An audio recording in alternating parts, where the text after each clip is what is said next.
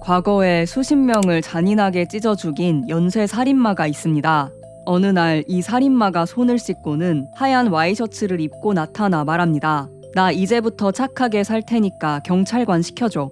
여러분이라면 이 사람에게 두 번째 기회를 주실 건가요? 아마 열의 아홉은 미쳤냐고 되물으실 것 같네요. 그런데 이 황당한 질문에 눈 하나 깜짝 안 하고 줘야지, 자기가 그렇게 살겠다는데 왜 안 돼? 라고 답할 괴상한 철학이 하나 있습니다. 뭐 이런 철학이 다 있어 싶으시겠지만 우리에게도 아주 익숙한 실존주의가 그것입니다. 도대체 이 철학의 본질은 무엇이기에 살인마의 신분 세탁을 두둔해주는 걸까요? 이 머리 아픈 철학적 질문을 손에 쥐고 뉴욕의 뒷골목을 뛰어다니는 늑대 인간이 있습니다. 울프 어몽 어스의 주인공 빅비 울프입니다. 우리에게 친숙한 동화 속 아기 돼지들의 집을 입김으로 날려버리고 빨간 모자의 할머니를 통째로 삼켰던 그 악명 높은 커다란 나쁜 늑대 말이죠. 동화 속에 나오는 그의 본질은 빼도 박도 못하는 악당 그 자체입니다. 하지만 현재의 그는 날카로운 이빨을 숨긴 채 슬럼가가 되어버린 동화 망명시의 보안관으로 일하고 있습니다. 하지만 그를 바라보는 주민들의 눈빛은 차갑기만 하죠. 빅비가 아무리 신사적으로 문을 두드려도 주민들은 두려움과 혐오만을 내비치며 그가 사건을 해결하다 무력이라도 쓰는 날엔 기다렸다는 듯 수근거립니다. 이 나쁜 늑대는 세상이 찍은 악당이라는 낙인을 지우고 새 삶을 살 수 있을까요? 애초에 그에게 두 번째 기회를 주는 것이 정당한 것일까요? 가면이라는 마법. 동화 망명시는 동화책처럼 오래오래 행복하게 살았습니다가 아닙니다. 정글 같은 자본주의의 민낯을 그대로 갖고 있죠. 여기서 동화인들은 인간들의 눈을 속이고 살아가기 위해 반드시 변신 마법, 글래머를 써서 인간으로 변신해야만 합니다. 쉽게 말해 합법적 사기 마법인 셈인데요.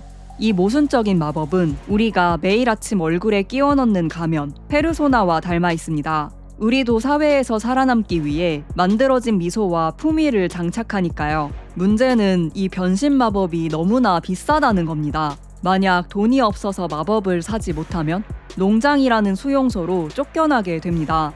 그러다 보니 이 비싼 가면을 유지하기 위해 인생이 망가지는 아이러니한 상황들이 벌어집니다.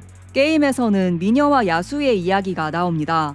왕년엔 화려한 성의 군주였던 야수는 호화롭던 삶과 인간의 모습을 유지하기 위해 사채까지 쓰는 지경에 이르는데요. 결국 그는 돈을 벌기 위해 동화 망명시를 뒤에서 조종하는 뒤틀린 남자 밑으로 들어가 밀수품을 나르는 불법 배달부 일을 하게 됩니다.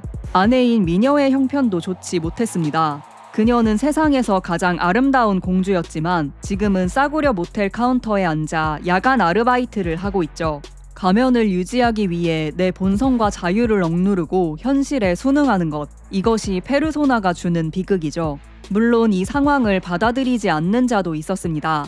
두꺼비 토드는 마법이 비싸서 못 사겠다며 나몰라라 한 케이스인데요. 사회가 요구하는 위선적인 가면을 쓰지 않겠다는 반항이지만 결국에 그는 어린 아들과 함께 수용소로 추방되어 버립니다. 자유라는 형벌. 울프 어몽 어스에 등장하는 인물들은 대체로 범죄자이거나 매춘부들이 주를 이루고 있습니다. 왜 이런 하층민들을 조명하는 걸까요? 이를 껍데기가 완전히 사라져야만 그 속에 있는 진짜 알맹이가 보이기 때문입니다. 돈, 명예, 신분 같은 사회적 타이틀이 사라진 자들이야말로 이 사람이 어떤 선택을 하는가라는 가장 순수한 실존만 남게 되기 때문입니다. 선택지가 극단적일수록 자유의지의 가치는 눈부시게 빛납니다. 당장 굶어 죽기 직전의 인생에게 선택지는 둘 중 하나입니다. 남을 속이고 빼앗을 것인가, 아니면 굶어 죽을지언정 인간의 존엄을 지킬 것인가. 이런 극단적인 상황에서 피눈물을 흘리며 내리는 선택이야말로 인간이 가진 자유가 얼마나 가치 있는지를 보여주기 때문입니다. 실존주의자 사르트르는 말했습니다. 실존은 본질에 앞선다. 의자는 처음부터 앉기 위한 목적을 가지고 만들어지죠. 하지만 인간은 다릅니다. 아무런 목적 없이 세상에 던져진 존재라는 겁니다. 내가 살기 위해 여자를 죽였던 거야. 내 환경이 이래서 어쩔 수 없었어 등의 게임 속 인물들처럼 끊임없이 대는 핑계는 스스로를 의자나 돌멩이 같은 물건으로 강등시키는 어리석은 짓이라는 것이죠. 이제 다시 처음의 질문으로 돌아가 볼까요? 과거에 사람을 죽이던 살인마가 새 삶을 살겠다고 하면 실존주의는 뭐라고 답할까요? 이 철학적 관점은 그래라고 인정해줄 것입니다. 과거가 어찌됐든 지금 이 순간 다르게 살겠다고 선택할 자유는 인간의 절대적인 권리니까요. 하지만 여기엔 조건이 붙습니다. 과거에 저지른 살인의 업보, 유족들의 피눈물, 그리고 세상이 퍼붓는 손가락질 역시 혼자 짊어지고 가야 할 현실이라는 겁니다. 과거에 했던 선택의 대가를 치르는 것이죠. 이것이 사르트르가 말하는 인간은 자유라는 형벌을 받았다의 의미입니다. 빅비 울프가 겪는 심리적 고통은 바로 여기서 옵니다. 그는 선량하게 살기로 결심했지만 주민들은 그를 괴물이라 부르며 전혀 믿어주지 않죠. 하지만 그는 왜 자신의 노력을 알아주지 않냐고 행패를 부리는 대신 묵묵히 담배만을 태울 뿐입니다. 자신을 향한 세상의 불신과 혐오는 스스로 감당해야 할 자유의 무게임을 알기 때문입니다. 3가지 선택.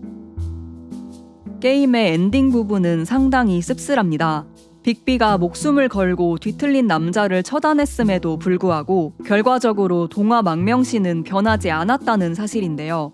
법과 원칙을 지키는 백설이 새로운 권력을 잡았지만 사무실 문 앞에는 여전히 힘든 삶을 이어가는 하층민들이 민원을 넣기 위해 끝없이 줄을 서 있습니다. 결국 바뀐 건 아무것도 없잖아 하는 허무함이 밀려오죠. 알베르 카미는 이 차가운 현실을 설명하기 위해 그리스 신화 속 시시포스 이야기를 가져옵니다. 시시포스는 신들을 기만한 죄로 거대한 바위를 산꼭대기로 밀어 올려야 하는 형벌을 받습니다. 바위를 정상에 올려놓으면 다시 반대쪽으로 굴러 떨어지죠. 영원히 이 무의미한 짓을 반복해야 하는 것이 그의 형벌입니다. 엔딩 후에도 전혀 변한 것 없이 도시를 순찰하러 가야 하는 빅비의 삶은 무의미한 바위를 다시 밀러 내려가는 시시포스의 운명과 비슷합니다. 매일 아침 만원 지하철을 타고 출근해 온갖 스트레스에 시달리지만 정작 내 통장과 삶, 그리고 사회는 눈에 띄게 바뀌지 않는 우리 현대인들의 무력감처럼 말이죠. 그렇다면 우리는 이 무의미한 굴레 안에서 전부 포기하고 냉소적이거나 허무주의에 빠져야 하는 걸까요? 세상이 나에게 절망을 권할 때 우리는 어떤 태도로 바위를 마주해야 할까요? 카미는 시시포스가 다시 바위를 밀러 내려가는 그 순간에 주목합니다. 바위가 다시 굴러 떨어질 것을 알고 있는 시시포스는 내가 나를 아무리 짓밟아도 원하는 대로 져주지 않겠다는 오기가 서려 있죠. 결코 현실과 타협하거나 이 정도면 살만해 라고 합리화하지 않습니다. 이 세상은 잘못되었고 부조리하다는 사실을 단 1초도 잊지 않고 분노하는 것이죠. 반면 사르트르는 세상엔 의미가 없고 의미는 스스로 행동해서 만드는 것이라고 했습니다. 카미가 부조리한 현실과 함께 살아가는 분노를 강조했다면 사르트르는 아주 사소한 선택조차 세상의 의미를 바꾼다라며 행동하기를 권했습니다. 아우슈비츠 수용소라는 진짜 현실 지옥에서 살아남은 의사 빅터 프랭클의 철학도 있습니다. 프랭클은 나치의 수용소에서 이제 다 끝났다며 삶의 의미를 잃어버린 사람들이 가장 먼저 무너지는 것을 보았습니다. 반대로 내가 나가서 해야 할 일, 나를 기다리는 가족이라는 아주 작은 의미라도 쥔 사람들은 끝까지 살아남았죠. 그는 아무리 비참한 상황에 있더라도 내가 왜 이 고통을 견뎌야 하는지, 그 고통의 의미를 부여할 수 있다면 삶에 예스라고 말할 수 있다고 믿었습니다. 빅비 울프는 오늘도 전혀 변하지 않은, 어쩌면 내일도 변하지 않을 동화 망명시의 어두운 밤거리를 순찰하고 있습니다. 세상은 끊임없이 우리에게 배역을 강요하고 노력해도 바뀌지 않는 거대한 무력감 속으로 밀어넣죠. 정답은 없습니다. 하지만 이 부조리를 버티든 바꾸든 혹은 의미를 찾아내든 저마다의 방식으로 자유의 무게를 온전히 감당하며 살아가고 있죠. 분명한 것은 오늘 여러분이 내리는 사소한 선택 하나가 진짜 여러분의 실존을 증명하고 있다는 점입니다. 하나의 위드를 보는 것 같아 굉장히 마음에 드는 게임이었는데요. 미뤄지고 미뤄졌던 후속작이 내년에 출시 예정이라고 하니 이번엔 또 어떤 생각할 거리를 가져다 줄지 기대가 되네요. 오늘도 시청해주셔서 감사합니다.